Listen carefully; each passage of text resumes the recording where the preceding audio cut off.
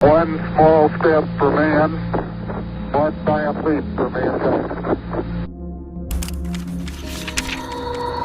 Welcome thinkers. जो अल्फाज अभी आपने वीडियो पर सुने वो कोई आम शख्स के अल्फाज नहीं, बल्कि वो नील आर्मस्ट्रांग के अल्फाज थे, जो कि चांद पर जाने वाला सबसे पहला एस्ट्रोनॉट था, चांद पर कदम रखने वाला सबसे पहला शख्स था। तो ये कहानी शुरू होती है 20 जुलाई 1969 को, जब नील आर्मस्ट्रांग अपने साथी के साथ चांद पर गए और अपना पहला कदम रखा।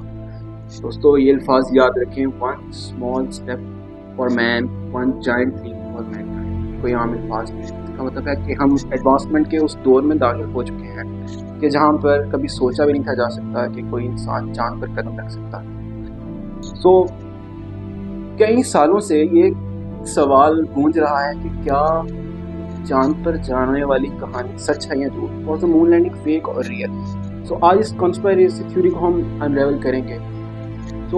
इस पर फर्दर डिस्कशन करने से पहले हमें जानना पड़ेगा कि असल स्टोरी क्या है। We choose to go to the moon in this decade and do the other things, not because they are easy, but because they are hard. Houston, we see you on a stereo, over. Tranquility Base here. The Eagle has landed. That's one small step for man, one. अगर हम इसकी history की बात करें तो ये story है दो कंट्रीज़ के दरमियान स्पेस रेस की, एक रशिया और एक अमेरिका। रशिया ने जब 1957 में अपना पहला सैटेलाइट लॉन्च किया तो उसने अमेरिका और रशिया के दरमियान एक जंग शुरू कर दी। नॉट दैट काइंड ऑफ जंग, बट स्पेस रेस की बात कर रहे हैं। अब अमेरिका जो है उसने भी एक साल बाद अपना एक सैटेलाइट लॉन्च किया, लेकिन 1961 में रशियन एस्ट्रोनॉट यूरी गैगरिन जो है वो स्पेस में जाने वाले पहले इंसान बन गए। अब इससे बढ़कर अमेरिका ने सोचा कि हम क्या कर सकते हैं, तो उन्होंने मून लैंडिंग प्लान की, जिसके लिए अमेरिकन गवर्नमेंट ने 8 बिलियन तक की फंडिंग की। 1966 तक जो है अनमैन्ड मिशन की टेस्टिंग चलती रही और 1967 में जो है इन्होंने पहला मैन मिशन जो है वो ट्राई किया, लेकिन उसके अंदर जो 3 एस्ट्रोनॉट हैं वो मारे गए क्योंकि उनके चैम्बर में किस तरीके से आग लग गई थी। इसके बाद अपोलो 11 की अगर हम बात करें तो उसने 16 जुलाई 1969 को टेक ऑफ किया। 4 लाख किलोमीटर का फासला तय करने के बाद वो मून के ऑर्बिट में पहुंचा 19 जुलाई 1969 को, और 20 जुलाई 1969 को उन्होंने मून पर लैंड किया। लैंडिंग में मौजूद थे 3 एस्ट्रोनॉट्स, सबसे पहले नील आर्मस्ट्रांग, माइकल कॉलिंस और बज एल्ड्रिन। 21 आवर्स इन्होंने उधर स्टे किया। 23 kg के सैंपल्स जो हैं ये वहाँ से लेकर आए और बदले में वहाँ पर छोड़ के आए अमेरिका का flag. In 1969, the public had little reason to question mankind's historic first step on the moon. After all, the achievement was a celebration of technological supremacy. America had finally won the space race. तो चलें अब start करते हैं conspiracy theory. अभी जो आपने video देखी इसके अंदर अगर आपने गौर किया हो तो अमेरिका का फ्लैग लहरा रहा था, जबकि वैक्यूम के अंदर तो कोई चीज़ हिल नहीं सकती क्योंकि वहाँ पर एयर नहीं है। तो ये अमेरिका का फ्लैग लहरा कैसे रहा? उस्मान भाई क्या कहेंगे आप इस बारे में? हाँ, इसके पीछे कुछ रीजंस देते हैं कि मतलब जब तक वो एस्ट्रोनॉट फ्लैग के पास है वो तभी तक मूव कर रहा था, और वो ये भी कहते हैं कि वहाँ पर एक जो है वो हॉरिजॉन्टल रॉड भी लगा हुआ है फ्लैग के अंदर। लेकिन उसके बाद भी अगर आप वीडियो को थोड़ा सा गौर से देखें तो वो वेव करता नज़र आ रहा है, ये तो पक्का है। और अगर बात करें फुटप्रिंट्स की तो ऐसा तो नहीं है कि वैक्यूम में फुटप्रिंट्स नहीं आ सकते, फुटप्रिंट्स तो आ सकते हैं, लेकिन क्वेश्चन ये राइज होता है कि वहाँ पे जो फुटप्रिंट्स हैं वो नील आर्मस्ट्रांग के शूज़ के साथ मैच नहीं कर रहे। इसका भी वो रीज़न ये देते हैं कि जब वो स्पेस सूट पहनते हैं तो उसके ऊपर एक बूट कवरिंग होती है, और ये उस बूट कवरिंग के जो है वो फुटप्रिंट्स है।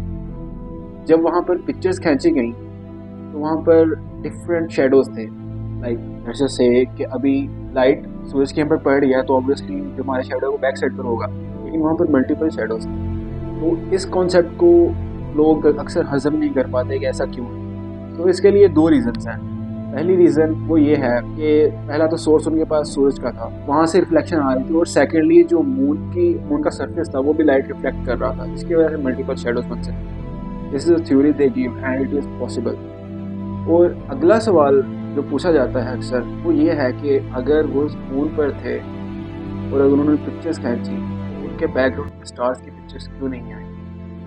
ये एक बहुत ही इंटरेस्टिंग क्वेश्चन है। इसका भी वैसे काफ़ी वैलिड सा रीज़न है। अगर आपको फोटोग्राफी की थोड़ी सी सेंस हो तो ये बहुत कॉमन होता है कि अगर आप लो एक्सपोजर शॉट ले रहे हैं तो आपको बैकग्राउंड में जो है वो कोई भी जो है ना वो लाइट्स नज़र नहीं आएंगी। अगर आप वहाँ पे मून पे स्टार्स को कैप्चर करना चाह रहे हैं तो फिर आपको उसको ओवर एक्सपोज करना पड़ेगा। ओवर एक्सपोज करने की वजह से फिर आपको एस्ट्रोनॉट्स और मून की सरफेस नज़र नहीं आएगी। स्टार्स अगर आपने देखने हैं तो आप एस्ट्रोनॉट्स को नहीं देख सकते, अगर आपने एस्ट्रोनॉट देखना है तो आप स्टार्स को नहीं देख सकते। इसके अलावा एक और सवाल भी पूछा जाता है, वो ये है कि बस एल्ड्रिन की पिक्चर खींचे थे नील आर्मस्ट्रॉन्ग ने जो, लेकिन उसके हाथ में कोई कैमरा नहीं था। अगर कैमरा नहीं था तो पिक्चर कैसे बनाएगी। ऑब्वियसली ऐसा ही लगता है कि ये कहीं पर शूट किया गया है। The reason they gave is that the camera was fitted in his suit. Neil Armstrong के सूट के अंदर जो है आयरन मैन की तरह यहाँ पे उसके कैमरा फिट था, जिससे उसने जो है वो तस्वीर जो है वो कैप्चर की। लेकिन ये बहुत सीरियस थी जिनको जो है वो हम कुछ रीजन दे सकते हैं। लेकिन इसके बाद हमारे सामने आती हैं multiple videos related to the moon landing in which Buzz Aldrin is saying that we did not go to the moon. मैंने भी वो वीडियो देखी है जिसके अंदर एक बच्ची सवाल कर रही है बज़ एल्ड्रिन से that has they gone to the moon or off. Why has nobody been to the moon in such a long time? Because we didn't go there, and that's the way it happened. इसके अलावा भी मैंने एक video देखी थी जो कि अभी आपको स्क्रीन पर शो हो रही है। आप देख सकते हैं कि नील आर्मस्ट्रॉन्ग को एक प्रीस्ट बट एक पर्सन कह रहा है कि बाइबल पर हाथ रखकर वो कसम खाए कि वो मून पर गया है, but he didn't do that. I don't know him. Maybe he was aggressive. Okay, but there have to be some other reasons. वो ये लोगों को यकीन दिलाने के लिए रख सकता था, but he didn't do it. And why is that? इसके बाद मून लैंडिंग की स्टोरी मज़ीद टर्न लेती है जब क्यूबिक का इंटरव्यू सामने आता है, जिसमें वो कह रहा है कि नासा ने उसको अप्रोच किया और वो मून लैंडिंग को फेक शो करवाना चाह रहे थे। यानी कि क्यूबिक ने मून लैंडिंग की वो सारी जो वीडियो है वो the fake moon landing. Well, I was contacted by NASA. Okay.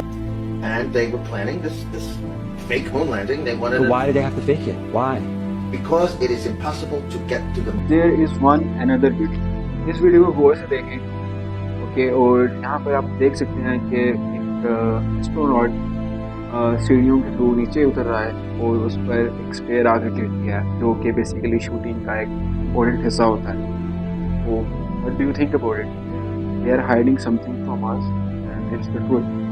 We need to unravel it.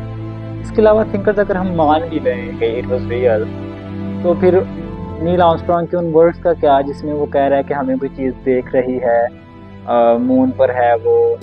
Oh God, you wouldn't believe it. They are on the moon watching us. ये video it's like giving me goosebumps, like how is possible, we are not alone in this world. और अगर ये video सच्ची है so means के aliens were like near us, वो कभी दूर गए। They've been always there. They have been always there. We just never look for it. और इसके अलावा थिंकर्स एक और वीडियो भी है जो भी आपको नजर आ रही है।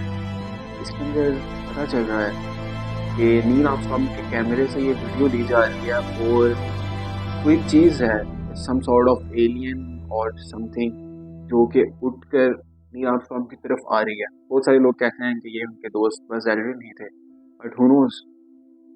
और एक सवाल ये भी उठता है कि अगर मून लैंडिंग वाज रियल तो 50-60 साल गुजरने के बाद दोबारा कोई इंसान मून पर क्यों नहीं गया? Was it planned or not?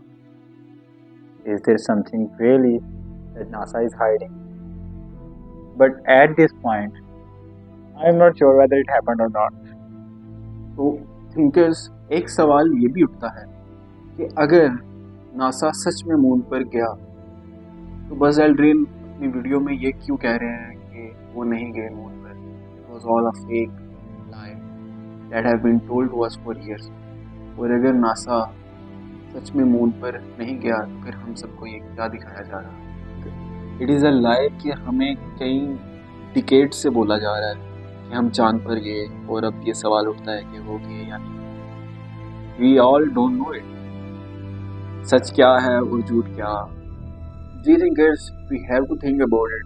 Like after all this decades it's been like 60 years और दोबारा चांद पर कभी नहीं जाया गया। क्यों? ऐसा क्यों है? क्या वो सारी वीडियोस फेक थी? क्या हमारे पास वो एडवांसमेंट ऑफ टेक्नोलॉजी नहीं कि हम इंसान चांद तक भेज सकें दोबारा? ऐसी क्या वजह है? सच क्या है? It's your choice to believe it. और आप हमें अपना सच बताएं कमेंट्स में। आप इस थ्योरी के बारे में क्या सोचते हैं? हमारे साथ जुड़े रहिए। हम हैं कॉन्स्पिरेसी थ्योरी।